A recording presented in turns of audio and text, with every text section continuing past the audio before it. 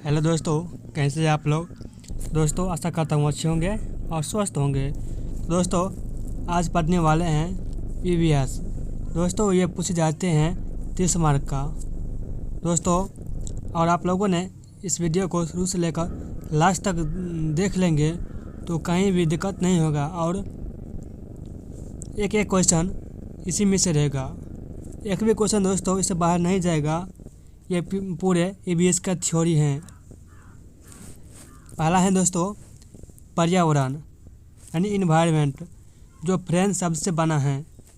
पर्यावरण है दोस्तों, ये फ्रेंड शब्द से बना है। चारों ओर स्थित वस्तुओं का घेरा ही क्या कहलाता है दोस्तों, पर्यावरण। यानी everything is surrounding of and organism called environment.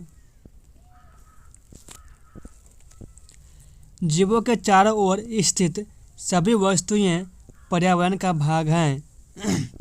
दोस्तों जीवों हैं दोस्तों, जीवों के चारों ओर स्थित जितने भी वस्तुएं हैं वो क्या हैं, यानी हमारे आसपास की जितने भी वस्तुएं हैं दोस्तों, जितने भी वस्तुएं हैं वह सभी क्या हैं, पर्यावरण हैं, पर्यावरण का भाग हैं।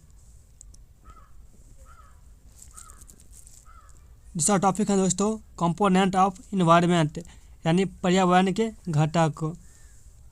All component made environment. दोस्तों ऐसे कंपोनेंट जो पर्यावरण को बनाते हैं वह कंपोनेंट वो पर्यावरण का घटक कहलाता है।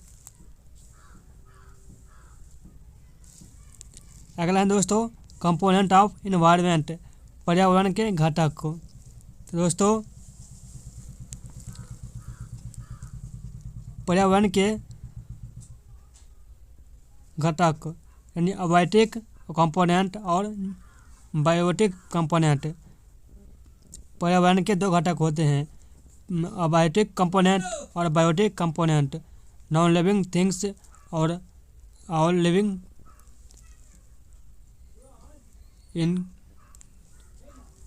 पहला है निर्जीव वस्तुएं और दूसरा है सभी जीव धारी सम्मिलित हैं इसमें। अबायोटिक का मतलब होता है दोस्तों अजैविक घटक और बायोटिक का मतलब होता है जैविक वह घटक। इसमें निर्जीव वस्तुएं सम्मिलित होता है दोस्तों और इसमें सभी सजीव धारी सम्मिलित होते हैं। पर्यावरण के भौतिक घटक आप देखते हैं दोस्तों अजैविक घटक। दोस्तों अबायोटिक घटक यानी नेचुरल मेड बाय नेचर, प्राकृतिक या प्रकृति द्वारा निर्मित। जल, वायु, लैंड यानी स्थल, रिवर इटीसी, ये सब दोस्तों प्राकृतिक नेचर हैं यानी अजैविक घटक हैं। आर्टिफिशियल यानी मेड बाय ह्यूमन, यानी कि जिसे बोलते हैं कृत्रिम, जो मानव के द्वारा बनाया जाता है। जो मानव के द्वारा बनाया जाता है उसे बोलते हैं कृत्रिम यानी मानव द्वारा निर्मित। जैसे mobile, copy, pen, laptop, TV, car आदि। दोस्तों ये सभी मानव के द्वारा ही बनाया जाता है। ये सभी है दोस्तों मानव के द्वारा ही बनाया जाता है। दूसरा है दोस्तों बायोटिक कंपोनेंट यानी जैविक घटक। प्रोड्यूसर यानी उत्पादक। All living which conduct photosynthesis and produce their food. वे सभी जीव जो प्रकाश संश्लेषण के द्वारा स्वयं भोजन बनाते हैं। वे सभी जीव जो प्रकाश संश्लेषण के द्वारा स्वयं भोजन बनाते हैं। जैसे green plant, phytoplankton, blue green algae यानी हरे ग्रीन प्लांट का मतलब होता है दोस्तों हरे पौधे और ब्लू ग्रीन का मतलब होता है हरित शैवाल। और एल्गिन का मतलब होता है दोस्तों काई, जो होता है ना तालाब सब में जो होता है काई, जो होता है हरे रंग की, उसे बोलते हैं काई।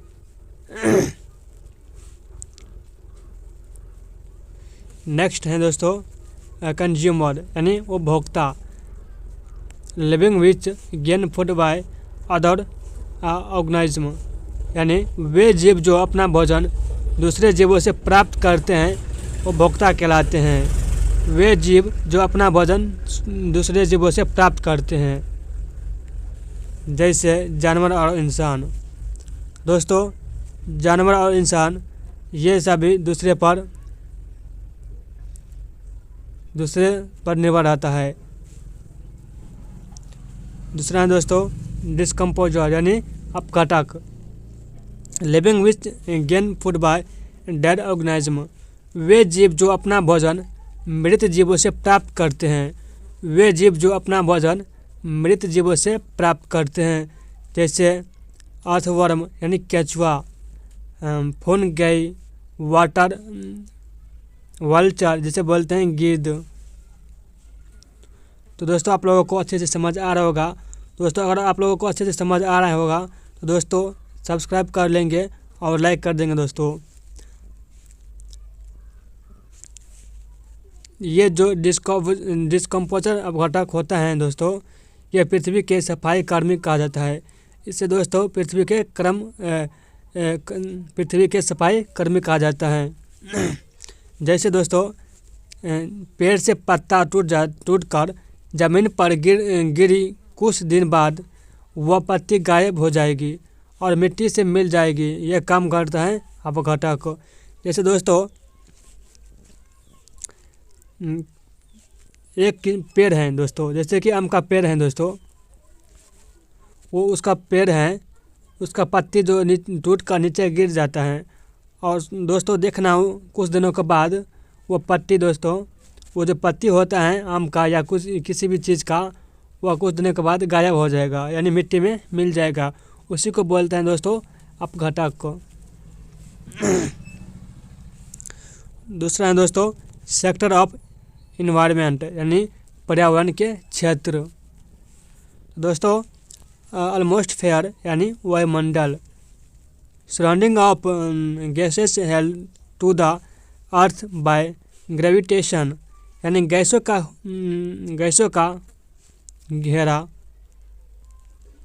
जो गुरुत्वाकर्षण के कारण पृथ्वी के चारों ओर टिका है। गैसों का घेरा जो गुरुत्वाकर्षण के कारण पृथ्वी के चारों ओर टिका है। दोस्तों देख सकते हैं आप चित्र में, ये जो है दोस्तों ये हल्की गैस हो गया, इसमें घनत्व कम है। दोस्तों ये हो गया परत, और दोस्तों ये हो गया भारी गैस, और ये इसमें घनत्व ज़्यादा होता है और इसमें दोस्तों घनत्व कम होता है।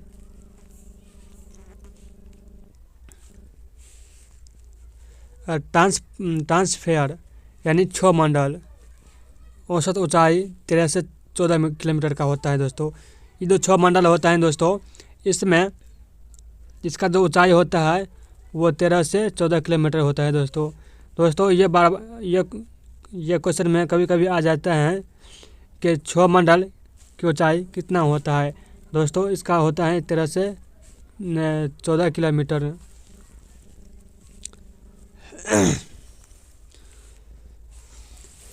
लोवेस्ट लेयर ऑफ एटमॉस्फेयर यानी वायुमंडल, सबसे निचली परत। ऊंचाई के साथ तापमान घटता है। दोस्तों ऊंचाई के साथ जैसे तो ऊंचाई होगा वैसे उसकी गैस घटेगा। दोस्तों जैसे ऊंचाई के साथ तापमान घटता है। हाईएस्ट टेम्परेचर, जैसे टेम्परेचर जिसका दोस्तों ऊंचाई के साथ साथ तापमान घटता है। जैसे ये ऊंचाई पर जाएगा इसका तापमान है अपने आप घट जाएगा, यानी 165 मीटर पर 1 डिग्री सेल्सियस और 1 किलोमीटर 5°C, यानी ये नॉर्मलाइजेशन सामान्य ह्रास दर। ऑल वेदर इवेंट कंडक्ट, यानी सभी मौसमी घटनाएं होती है इसमें।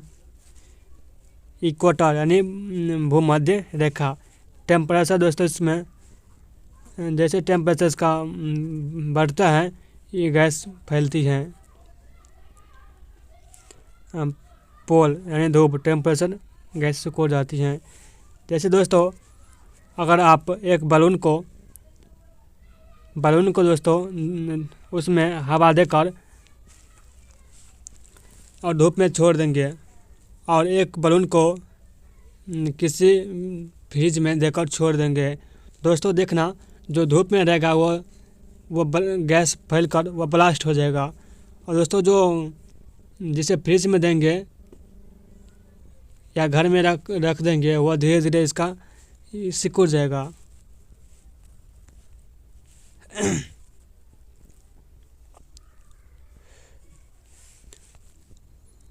दूसरा दोस्तों स्ट्रेटोस्फेयर यानी समताप मंडल। ये दोस्तों 1850 किलोमीटर का होता है। फन ओजोन लेयर, ओजोन परत, इसमें ओजोन परत पाई जाती हैं। पराबैंगनी किरणें से सुरक्षा करती हैं। जैसे दोस्तों टेम्परेचर बढ़ेगा वो इसका संग्रहण होगा।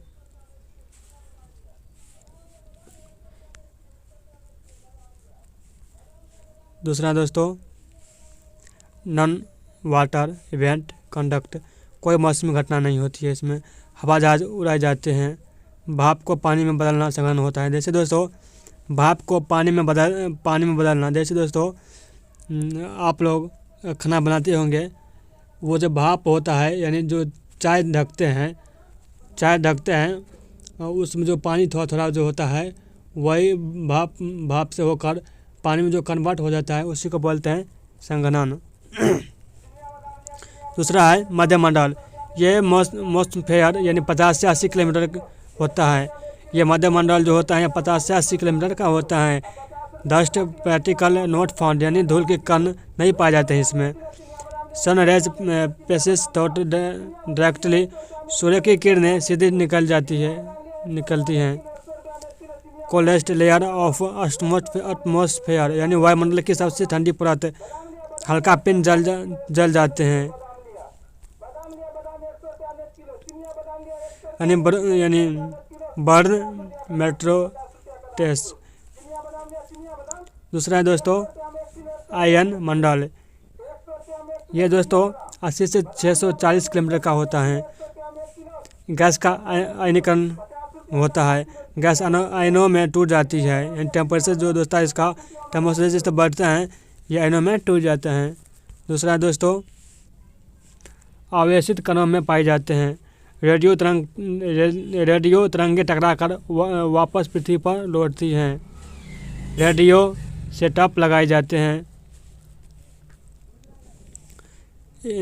वायुमंडल यानी एक्सपोस्फेयर, ये 640 से 10,000 किलोमीटर तक होता है। ये वायुमंडल की सबसे बाहरी परत पर पाया जाता है। कृत्रिम उपग्रह लगाए जाते हैं।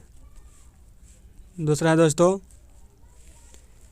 गैस ऑफ एटमॉस्फेयर, यानी वायुमंडल की गैस से।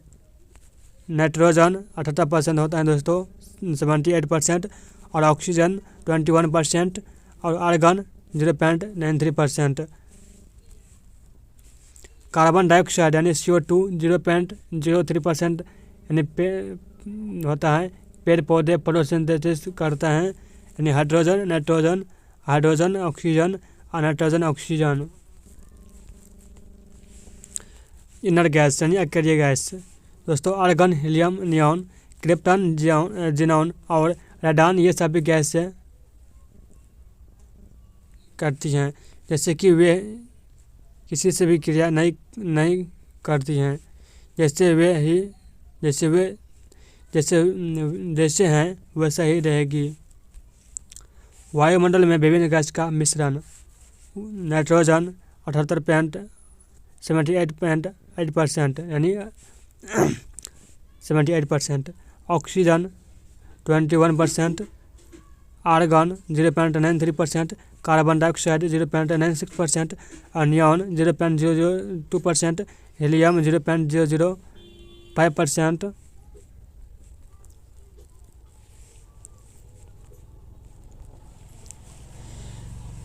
Krypton 0.01%, xenon 0.409%, hydrogen 0.0005%। अब दोस्तों दूसरा आता है पॉल्यूशन यानी प्रदूषण। दोस्तों useless and excessive substance form in our environment, अनुपयोगी और आवश्यकता से अधिक पदार्थों का पर्यावरण में पाया जाना, यानी इस पृथ्वी पर कुछ भी एक्स्ट्रा नहीं है और एक्स्ट्रा है वही पॉल्यूशन है। दोस्तों इस पृथ्वी पर कुछ भी एक्स्ट्रा नहीं है और एक्स्ट्रा है वही वही प्रदूषण कहलाता है। दोस्तों पॉल्यूशन हम दूसरे क्लास में डिस्कस करेंगे। और दोस्तों आप लोगों को वीडियो पसंद आए हैं तो प्लीज़ लाइक सब्सक्राइब करके जाना।